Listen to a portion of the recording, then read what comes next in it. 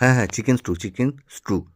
অনেক উল্টো পাল্টা খাওয়া হয়েছে কিছুদিন ধরে, একটু হালকা লাইট খাবার খাই, ভালো লাগবে খেতে। তো সকালবেলা টিফিনে দেবেন বাচ্চাকে, রোববার দিন করে, মজা পাবে খেতে।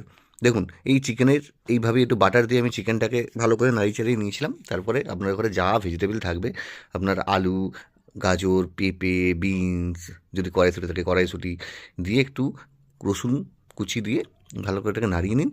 বেশি কিচ্ছু নাই। আর চিকেন স্টু তো আপনারা অনেকবার খেয়েছেন, ব্যাস এই গোলমরিচের গুঁড়ো দিয়ে, নুন চিনি এগুলোকে হিসেব মতো একটু আইডিয়া করে দিয়ে, সুন্দর করে একটুখানি, এই আমি একটু হলুদ গুঁড়ো, একটু জিরে গুঁড়ো, একটু ধনে গুঁড়ো দিয়েছি, এগুলো দিয়ে একটু ভালো করে নাড়িয়ে চাড়িয়ে জল টল দিয়ে ঢাকা দিয়ে, তাহলে ঢাকা টাকা দিয়ে দিয়েছেন।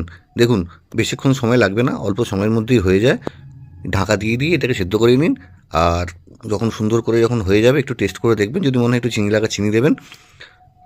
ভালো করে এটাকে বানিয়ে, আপনারা এটা অনেকবার বানিয়েছেন, তাও একবার বলছি, মনে করিয়ে দিলাম আপনাকে, যে চিকেন স্টুটাও মাঝে মাঝে খাওয়া ভালো, বাচ্চাদের জন্য খুব ভালো।